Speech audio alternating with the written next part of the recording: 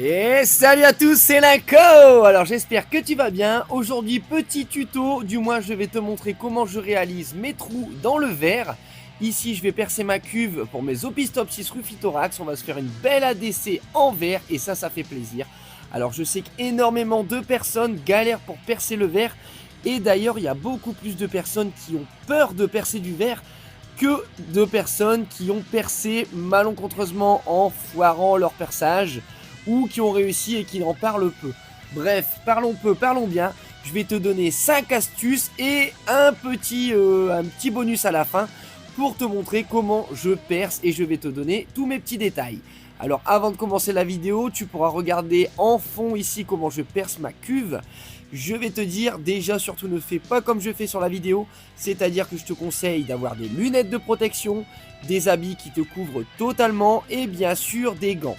Alors là, moi je fais ça à l'arrache, ne t'inquiète pas, tout s'est bien passé. Allez, c'est parti, on y va. Astuce numéro 1.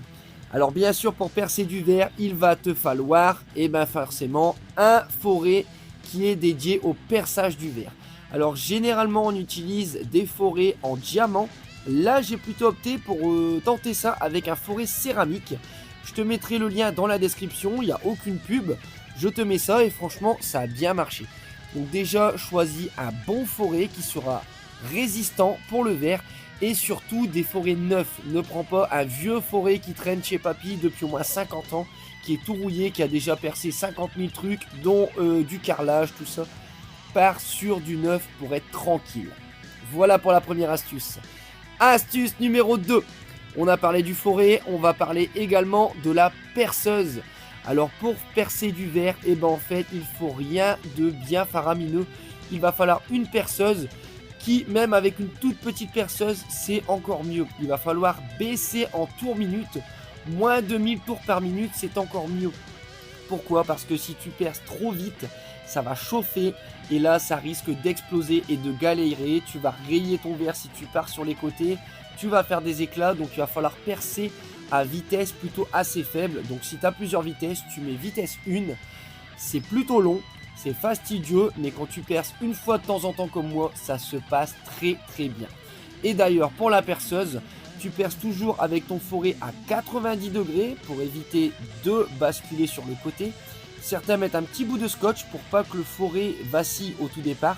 Ça c'est une petite astuce entre deux. Et surtout si tu as une perceuse qui fait percussion, ne mets surtout pas la percussion, hein. Ça c'est très important. Il faut qu'il y ait le moins de vibrations, sinon ça risque de casser à tout instant. Astuce numéro 3. Alors pour l'astuce numéro 3, c'est surtout pour la qualité du verre. Ce que je te conseille si tu veux percer, c'est de prendre du verre qualitatif. Essaye de prendre quelque chose de plutôt épais. Là, moi, j'ai une cuve qui fait environ 4 mm d'épaisseur. Sache que plus ce sera épais, moins tu auras de chances de le casser. Forcément, la force est plus concentrée au niveau des grains et tu auras moins de problèmes lors de ton perçage. Donc, un verre de qualité, n'hésite pas. Mieux vaut payer un petit peu plus cher et pas le péter que péter 10 morceaux de verre et galérer jusqu'à temps que tu y arrives. Astuce numéro 4. Alors j'en ai parlé tout à l'heure, il faut faire attention en perçant de ne pas tourner très vite. Pourquoi? Pour la chaleur. Alors on va parler de la chaleur. Plus la température va être élevée lors du perçage et plus tu as des risques d'explosion de ton morceau de verre. Et là c'est pas ce qu'on recherche. Donc ce qu'il nous faut c'est des faibles températures. Donc on va percer avec un faible tour minute et on va aider à refroidir. Comment? Alors moi je perce généralement dehors. Alors généralement je fais ça le matin ou l'hiver, comme ça je suis tranquille, il fait très froid. Je suis autour des 0 degrés, 5 degrés, comme ça j'ai pas de problème. Si tu commences à percer qui fait 40 degrés, tu vas déjà avoir cette température et ça va être la galère. Ensuite, pour refroidir, il va falloir refroidir régulièrement le forêt.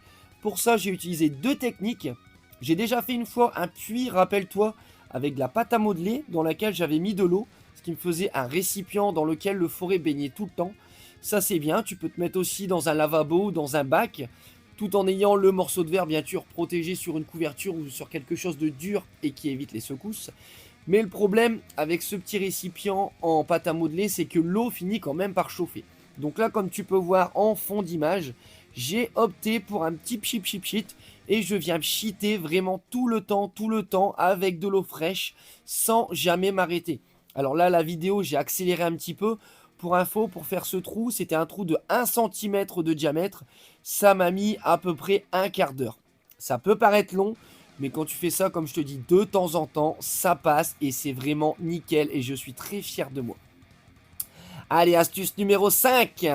On a parlé de la vitesse, de la température, la qualité du verre et maintenant je vais te parler de tes biscottos.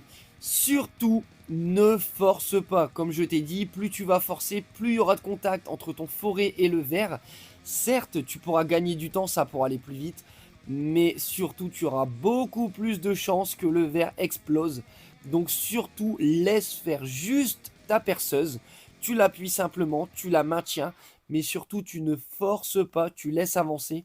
Alors surtout au début, ça paraît archi long, tu as l'impression de t'endormir, que ça ne perce rien. Mais au bout de 5 minutes, essaye de tenir 5 minutes sans forcer.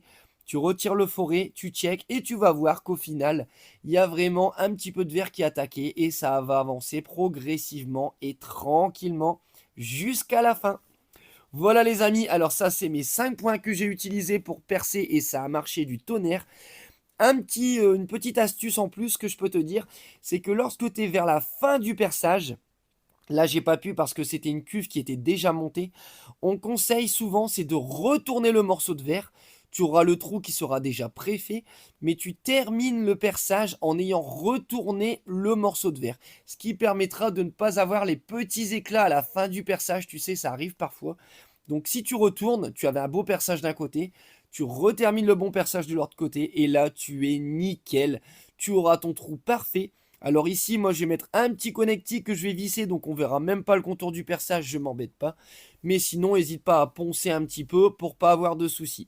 Voilà les amis, mes petites astuces pour percer le verre. D'ailleurs, cette cuve, on va bientôt l'aménager pour mes fourmis coupeuses de feuilles. Pardon, pas celle-là, pour mes fourmis stromboscopiques, les Opistopsis rufithorax, celles qui viennent d'Australie. J'espère que tu as kiffé. N'hésite pas à me reprendre en commentaire, j'ai dû certainement dire des conneries. Aussi, toi aussi, mets des astuces. Franchement, n'hésite pas, teste quand tu vas voir. C'est vraiment très simple. Et en fait, on se fait beaucoup de billes pour pas grand chose. Et n'hésite pas à mettre un petit like, à commenter, à partager et à t'abonner pour plus de tutos et de suivi des fourmis.